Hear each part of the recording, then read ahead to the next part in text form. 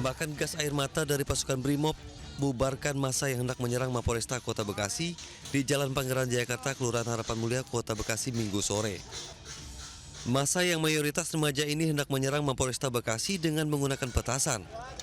Namun aksi massa berhasil dipukul mundur oleh petugas. Dalam aksi ini petugas mengamankan sejumlah orang. Petugas menggelar patroli guna membubarkan aksi massa yang terus memaksa masuk ke Mapolresta Bekasi. Ratusan massa aksi yang didominasi remaja kembali menyerang Mapolresta Bekasi dengan petasan dan batu hingga Senin dini hari. Petugas gabungan TNI Polri berhasil memukul mundur massa aksi. Petugas kembali menembakkan gas air mata. Aksi penyerangan ini berdampak terhadap aktivitas warga sekitar. Sejumlah warung di sepanjang Jalan Pangeran Jayakarta menutup lebih awal karena khawatir menjadi sasaran amukan massa demonstran hingga aksi penjarahan. Dari Bekasi, Jawa Barat, Rahmat Hidayat dan Ahmad Jawhari Lutfi, iNews melaporkan.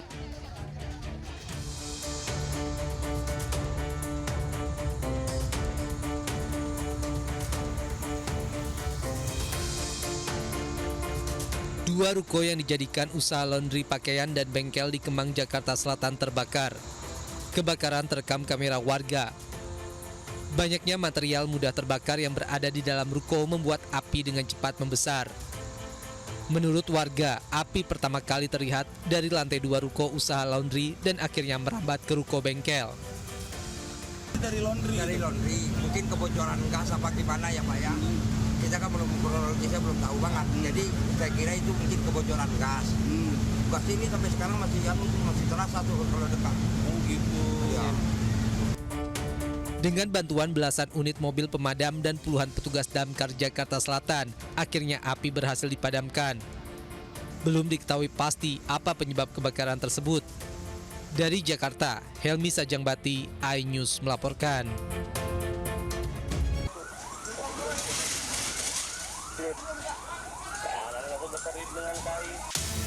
Api membakar sebuah rumah mewah berlantai 2 di Jalan Ciniru 3, Rawa Barat, Kebayoran Baru, Jakarta Selatan. Petugas yang tiba di lokasi langsung berupaya melokalisir api agar tidak merambat ke bangunan lainnya. Sebelumnya, kebakaran ini diketahui warga saat pemilik rumah terbangun dari tidurnya. Api diduga berasal dari korsleting listrik. Tidak ada korban jiwa maupun luka dalam peristiwa tersebut karena seluruh penghuni berhasil mengevakuasi diri. Dari Jakarta, Sofian Firdaus, iNews melaporkan. Pemirsa, seorang anak berusia 11 tahun ditemukan tewas di rumahnya dengan luka di bagian leher di Kebayoran Lama, Jakarta Selatan. Pelaku penganiayaan diduga sopir pribadi keluarga korban.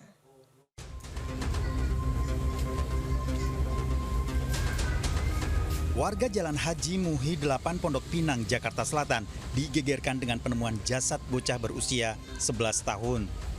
Korban ditemukan bersimbah darah di sebuah ruangan di dalam rumah dengan luka di bagian leher. Polisi yang tiba di lokasi langsung mengamankan terduga pelaku yang merupakan sopir dari keluarga korban sendiri. Hasil penyelidikan polisi, peristiwa ini terjadi pada pukul 4 pagi saat petugas tiba di lokasi langsung mengamankan seorang pria yang merupakan sopir keluarga. Pelaku dibawa ke Rumah Sakit Polri Kramat Jati karena juga mengalami luka-luka. Saat ini polisi mendalami motif terjadinya kasus dugaan pembunuhan ini. Sementara yang informasi kita dapat bahwa terduga pelaku adalah supir dari keluarga tersebut. Supir dari keluarga ya? Ya. Ada barang bukti yang diamankan apa?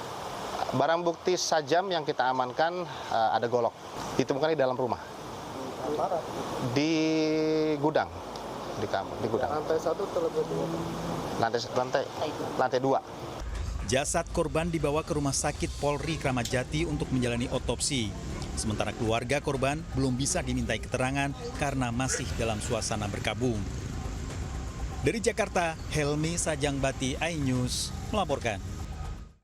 3 pria tak dikenal ditangkap anggota TNI saat ikut penyerangan kantor Polres Metro Jakarta Pusat. Sementara itu, Satreskrim Polres Bogor bersama Brimob Cikeas mengamankan 17 pelaku percobaan penyerangan.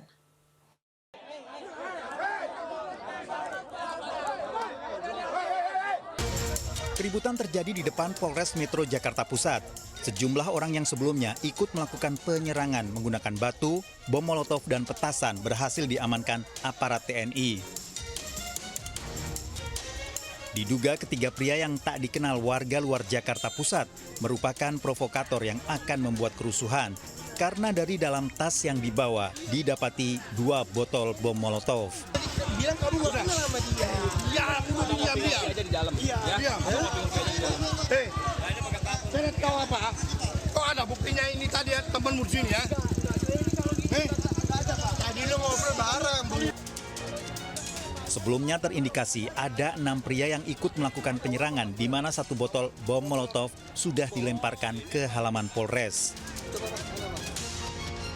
Namun saat dilakukan penangkapan, ketiga pelaku lainnya berhasil melarikan diri. Bawa bom molotov. Oh, ini Bang indikasi. Coba Bang, mana Bang? Awalnya mau ngelempar dia Bang? Iya. Salah tasnya udah dilempar. Ada berapa orang di indikasi ada berapa orang Bang? 6. Guna pemeriksaan lebih lanjut, ketiga pria ditahan di Polres Metro Jakarta Pusat. Dari Jakarta, Rani Sanjaya, iNews melaporkan.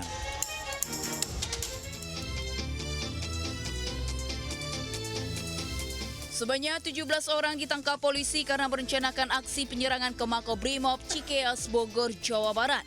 Selain mengamankan para pelaku, polisi juga menyita sejumlah barang bukti berupa 2 buah pisau, 1 liter bahan bakar Pertalite, 3 buah handphone, beserta pesan berantai yang menyebar ajakan ujaran kebencian pada institusi Polri. 4 orang diduga menjadi otak pelaku kini ditahan di Polres Bogor. Mereka dijerat dengan pasal berlapis tentang ujaran kebencian dengan ancaman hukuman 10 tahun penjara. Dari Bogor, Jawa Barat, Wildan Hidayat, iNews melaporkan. Pasca demo, Polda Metro Jaya gelar patroli skala besar. Sementara suasana Jakarta berangsur kembali normal. Petugas bersihkan sisa-sisa unjuk rasa.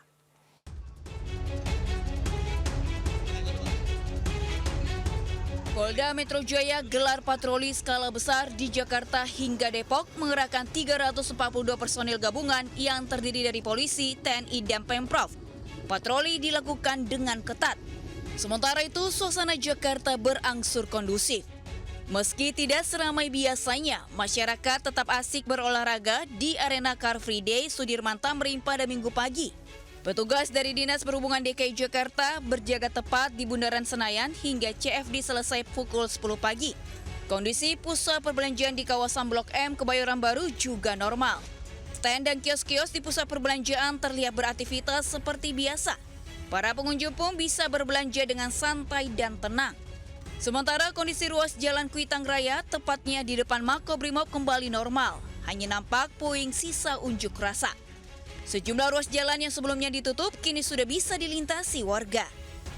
Gubernur Jakarta, Pramono Anung memastikan fasilitas umum yang rusak akibat demo akan segera diperbaiki. Pramono Anung menyebut moda transportasi di Jakarta sudah mulai beroperasi kembali. Selain itu, Pemprov Jakarta juga memberikan layanan tarif gratis Transjakarta dan MRT selama sepekan ke depan. Tim iNews melaporkan.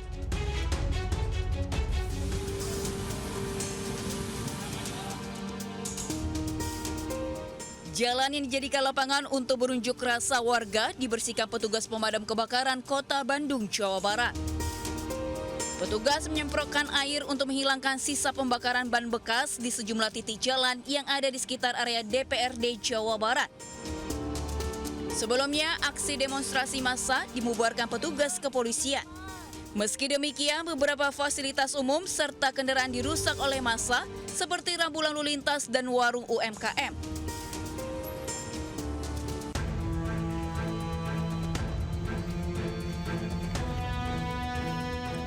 Sementara itu, puluhan anggota TNI dikerahkan bersama BPBD, Damkar relawan membersihkan puing di area gedung DPRD dan kantor Wali Kota Pekalongan. Pembersihan dilakukan secara hati-hati mengingat kondisi bangunan yang rapuh dan berpotensi ambruk sewaktu-waktu. Tim iNews melaporkan. Proses pemulangan ratusan pelaku kerusuhan di depan markas Polda Jawa Tengah diwarnai isak tangis. Sementara Polda Jawa Barat memulangkan 23 pengunjuk rasa.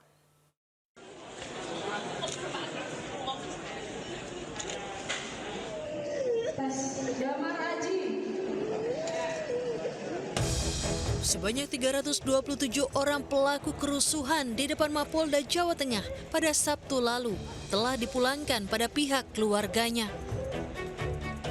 Proses pemulangan diwarnai isak tangis orang tua dan pelaku kerusuhan yang sebagian besar adalah remaja berstatus pelajar.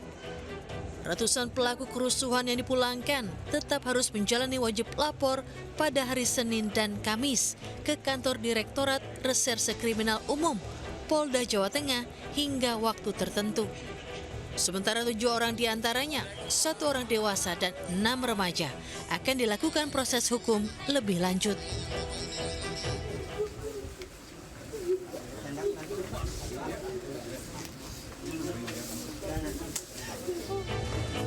Polda Jawa Barat mengamankan 147 orang selama aksi yang berujung anarkis di sekitar area gedung DPRD Jawa Barat.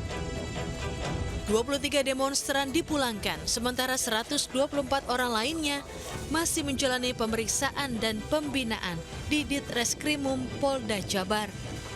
Dari Semarang, Jawa Tengah dan Bandung, Jawa Barat, Wisnu Wardana dan Mujib Prayitno, iNews melaporkan. Presiden Prabowo menyebut aksi demonstrasi yang terjadi mengarah pada makar dan terorisme. Presiden Prabowo meminta kepada TNI dan Polri untuk menindak tegas semua aksi pengerusakan fasilitas umum dan lainnya. Sekali lagi, aspirasi murni yang ingin disampaikan harus dihormati. Hak untuk berkumpul secara damai harus dihormati dan dilindungi.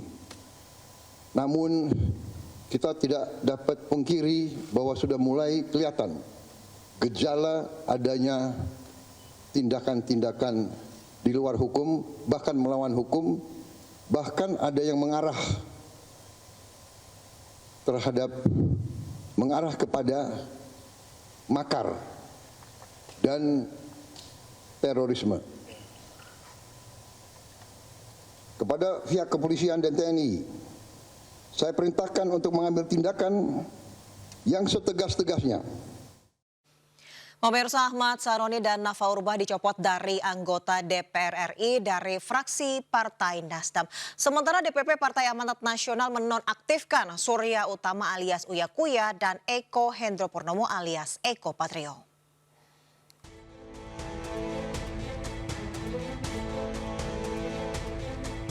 Partai Nasdem menonaktifkan Ahmad Sahroni dan Nafa Urbah dari anggota DPR RI dari fraksi Partai Nasdem.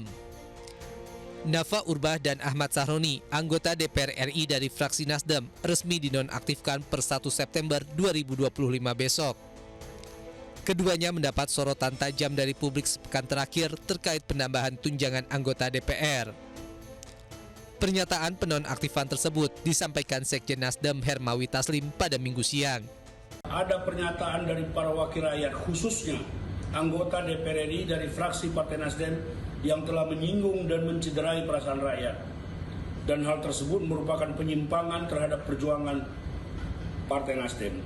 5. Bahwa atas pertimbangan hal-hal tersebut di atas, dengan ini DPP Partai Nasdem menyatakan terhitung sejak Senin 1 September 2025, DPP Partai Nasdem menonaktifkan Saudara Ahmad Sahroni dan Nafa Urbah sebagai anggota DPR RI dari fraksi Partai Nasdem. Sementara DPP Partai Amanat Nasional menonaktifkan Surya Utama alias Uya Kuya dan Eko Hendro Purnomo alias Eko Patrio sebagai anggota DPR RI dari fraksi PAN terhitung sejak Senin besok. Eko dan Uya dinonaktifkan setelah ramainya aksi di wilayah Jakarta sejak Senin lalu.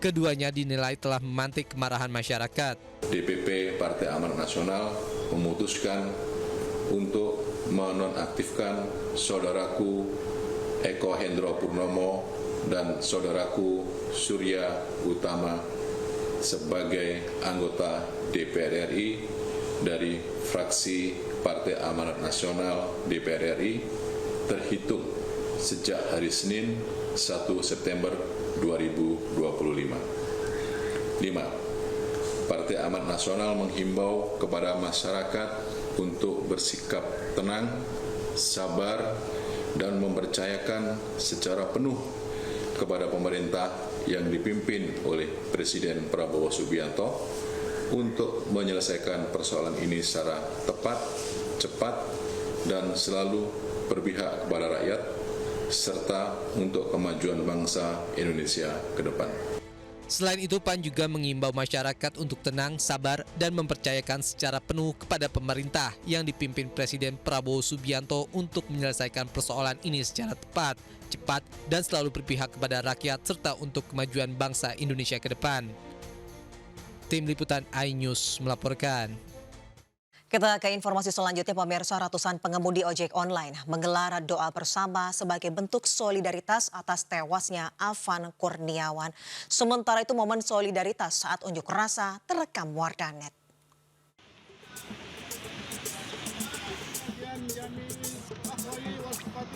Aksi solidaritas digelar ratusan pengemudi ojek online di Monumen Mandala Pembebasan Papua Barat, Kota Makassar, Sulawesi Selatan.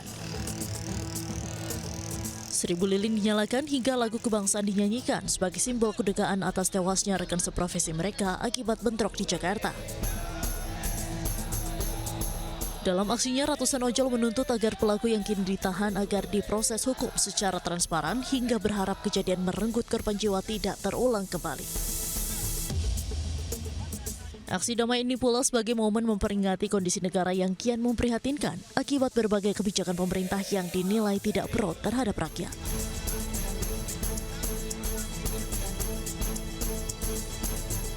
Sementara itu, ratusan pengemudi ojek online beserta Polres Banjarnegara dan Kodim 0704 Banjarnegara, Jawa Tengah juga menggelar aksi doa bersama dan nyalakan 1000 lilin. Doa bersama digelar di Pendopo Banjarnegara, Jawa Tengah dan dihadiri Bupati beserta Wakil Bupati Banjarnegara, Jawa Tengah. Aksi ini dilakukan sebagai bentuk duka cita atas mendiang Afan Kurniawan yang tewas saat demo terjadi di Jakarta. Tim Liputan iNews melaporkan.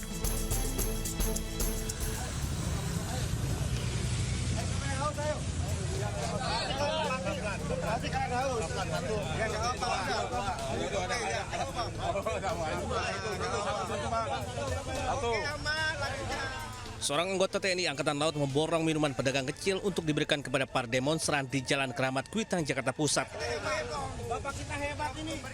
Anggota TNI AL tersebut juga mengimbau peserta aksi agar menyampaikan aspirasi dengan damai. Semoga rekan-rekan semuanya, teman-teman semuanya, para demonstran yang saat ini ingin menyampaikan inspirasinya, tetap tenang. Makasih. Sementara seorang pria membagikan minum kepada para pengemudi ojek online yang melayat almarhum Afan Kurniawan. Warganet pun memuji pria tersebut dan berkomentar jangan takut berbuat baik. Kasih paham, Mak. Seorang mak-mak mengimbau warga agar tak merusak mobil salah seorang warga yang diduga baru pulang kerja.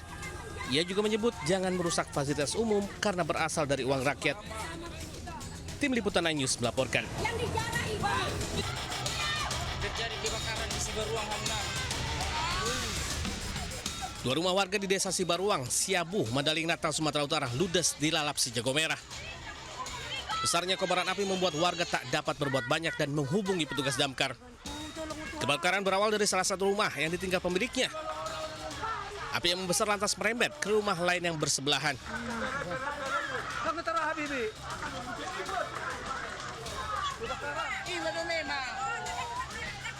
Usai dilakukan pemadaman, diketahui kebakaran dipicu oleh ulah PI, seorang pemuda yang merupakan anak dari pemilik rumah. Belum diketahui pasti apakah PI sengaja membakar rumahnya sendiri. Penyebab kebakaran berasal dari api rokok pelaku yang mengenai kasur di rumahnya. Menghindari amukan massa, polisi yang tiba di lokasi langsung mengamankan pelaku untuk dimintai keterangan. Dari Mandailing Natal, Sumatera Utara, Ahmad Hussein Lubis, iNews melaporkan. Pemirsa, tak mampu membendung nafsunya, seorang ayah di Cilacap, Jawa Tengah tega melecehkan putri kandungnya hingga hamil dan melahirkan. Sementara seorang pria di Lampung Utara melecehkan anak kandungnya dengan iming-iming dibelikan telepon genggam.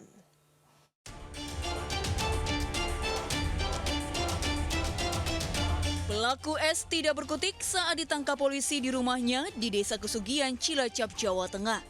Pelaku 52 tahun ini tega melecehkan anak kandungnya sendiri, SNP 20 tahun, hingga hamil dan baru saja melahirkan. Kepada polisi, pelaku mengaku tega melecehkan putrinya sendiri lantaran tidak kuat menahan nafsu setelah ditinggal istri meninggal. Perbuatan bujang pelaku terhadap korban telah dilakukan selama hampir 1 tahun. Untuk memenuhi hasrat seksual pelaku karena hidupnya tinggal berdua hanya dengan anaknya, akhirnya dilampiaskanlah kepada korban. Atas perbuatannya, pelaku dijerat pasal 82 ayat 1 dan 2 Undang-Undang Perlindungan Anak dengan ancaman hukuman 15 tahun penjara. Dari Cilacap, Jawa Tengah, Heri Susanto melaporkan.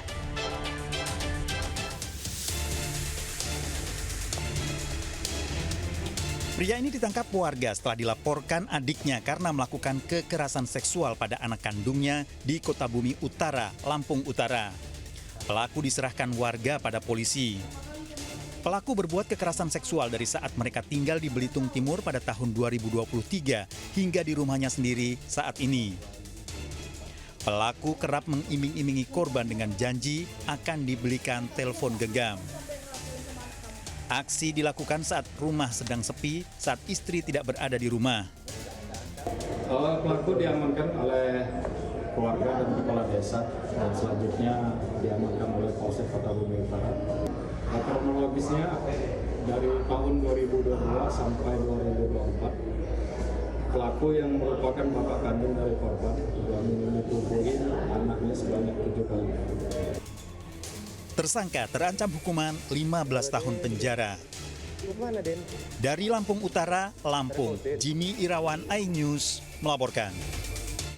Seorang ibu rumah tangga dianiaya menggunakan sebilah senjata tajam oleh mantan suaminya. Penganiayaan terjadi saat korban melarang anaknya mengendarai sepeda motor menuju tempat KKN.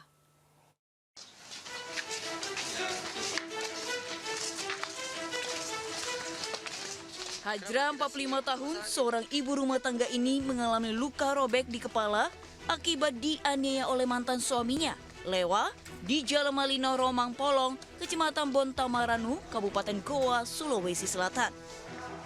Peristiwa penganiayaan terjadi saat korban melarang anaknya mengendarai motor menuju tempat KKN. Mendengar kabar tersebut, pelaku yang dalam kondisi mabuk miras langsung emosi mendatangi korban di rumahnya. Korban dan pelaku sempat terlibat cekcok hingga korban dianiaya dengan senjata tajam. Korban langsung melaporkan mantan suaminya ke unit reskrim Polres Goa. Kurang dari 24 jam, polisi berhasil meringkus pelaku di rumah keluarganya. Akibat perbuatannya, pelaku kini dijerat pasal 351 KUHP tentang penganiayaan dengan ancaman hukuman 5 tahun penjara. Dari Kabupaten Goa, Sulawesi Selatan, Bukma, iNews melaporkan. Sementara itu seorang pria ditangkap polisi di Medan, Sumatera Utara usai menyekap dan menyiksa kekasihnya hingga tewas. Korban dianiaya secara sadis dengan botol dan benda tajam.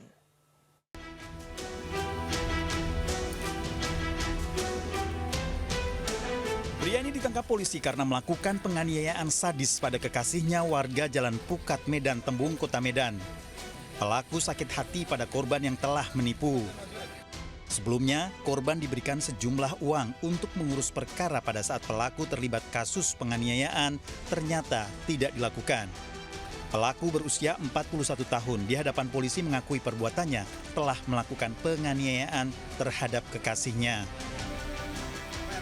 Karena ada dugaan penganiayaan, maka informasi kepada kami, maka kami tidak lanjuti dan kami mengecek TKP benar. TKP berada di lantai 3 di kamarnya. Di situ masih ada sisa bercak darah. Polisi menyita alat-alat yang digunakan untuk menganiaya korban.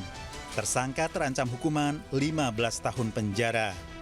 Dari Kota Medan, Sumatera Utara, Adi Palapa Harahap, iNews melaporkan. Di Makassar, Sulawesi Selatan, pemirsa, seorang karyawan laundry ditangkap polisi karena membawa kabur gadis di bawah umur. Ironisnya, pelaku ditangkap saat tengah berduaan di tempat tidur di rumah orang tua pelaku.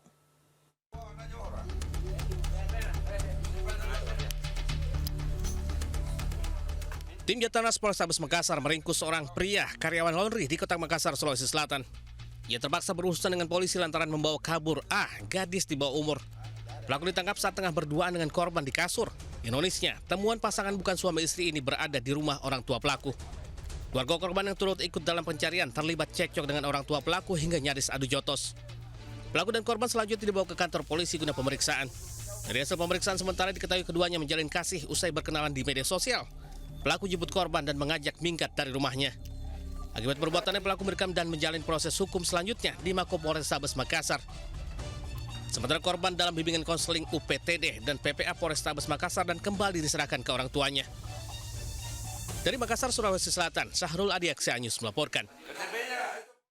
Ke informasi lainnya, pemirsa, 3 orang anak buah kapal tongkang Tirta Samudra 3 tewas di dalam palka kapal. Diduga para korban tewas usai menghirup gas beracun yang mengisi ruangan palka.